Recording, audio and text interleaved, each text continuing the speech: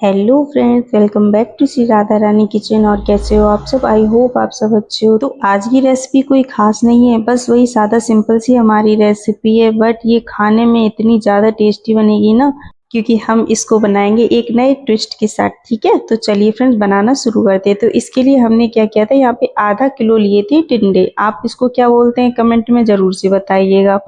तो हमने यहाँ पे आधा किलो टिंडे लिए। टिंडे के साथ ही लिए थे 2 बड़े साइज के आलू और 1 बड़े साइज का प्याज और 2 टमाटर, 2 से 3 हरी मिर्च, अदरक लहसुन। अदरक की ली थी मैंने 1 इंच का टुकड़ा अदरक का था, और उसी के साथ मैंने ली थी 6 से 7 कलियां लहसुन की। ठीक है फ्रेंड, तो हम सभी चीज़ों को ना अच्छे से पहले वॉश करके सभी सब्जियां काट लेंगे अपनी। आप देख सकते हो फ्रेंड्स, मैंने यहाँ पे सभी सब्जियां जो है ना वो लंबे लंबे टुकड़ों में ही काट के तैयार करी हैं। ठीक है, उसके बाद क्या करेंगे, हम लेंगे छोटू सा कुकर अपना, उसमें डालेंगे 3 से 4 चम्मच ऑयल। हाँ, सरसों का ऑयल डालना है।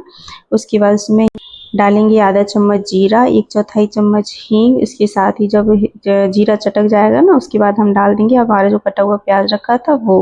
प्याज भी जब हमारा हल्का गुलाबी हो जाए, उसके बाद हमने यहाँ पे कुछ मसाले लिए थे। मसालों में हमने लिया था आधा चम्मच हल्दी पाउडर, 1 चम्मच धनिया पाउडर, आधा चम्मच लाल मिर्च का पाउडर, और 1 चम्मच भर के हमने यहाँ पे पिसी हुई सौंफ का पाउडर लिया था, आधा चम्मच भुने जीरे का पाउडर।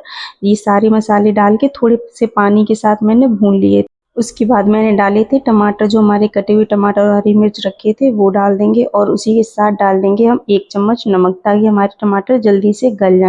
टमाटर भी यहाँ पे अच्छे से गल चुके थे। उसके बाद मैंने यहाँ पे डाले टिंडे जो कटे हुए रखे थे वो, और 2 आलू जो हमने रखे थे ना लंबे लंबे साइज में काटे हुए।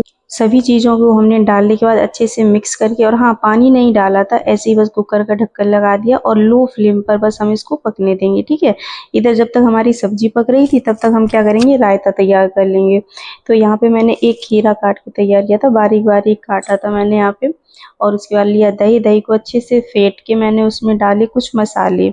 मसालों में मैंने डाला था 1 चम्मच धनिया पाउडर, आधा चम्मच लाल मिर्च पाउडर, आधा चम्मच गरम मसाला, आधा चम्मच रायता मसाला, आधा चम्मच भुने जीरे का पाउडर, और आधा चम्मच काला नमक, और आधा चम्मच ही मैंने यहाँ पे सफ़ेद नमक डाला। रायते में हम सारी चीज़ें डाल चुके हैं, बस अभी तो जान बाकी है रायते की। तो उसके लिए हम क्या करेंगे, सबसे पहले चमचा लिया मैंने, उसमें डाला मैंने 2 चम्मच सरसों का तेल। उसके बाद उसमें डाला आधा चम्मच जीरा। जीरा डालने के बाद उसी में डाला मैंने 1/4 चम्मच हींग।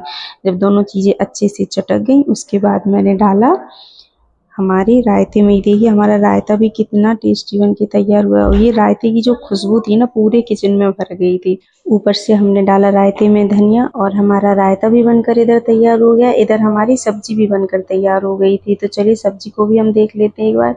ये देखिए फ्रेंड्स, बिना पानी के ही हमारी सब्जी भी बनके तैयार हो गई। अब हम लास्ट में ऊपर से डाल देंगे आधा चम्मच के लगभग अमचूर पाउडर। डालने के बाद अच्छे से इसको मिक्स करेंगे। ये देखिए कितनी सब्जी हमारी देखने में टेम्पटिंग लग रही है, और ये सब्जी बच्चों को बहुत ही ज़्यादा पसंद आई थी फ्रेंड्स। बच्चे एक एक रोटी एक्स्ट्रा ही खा गए थे इससे।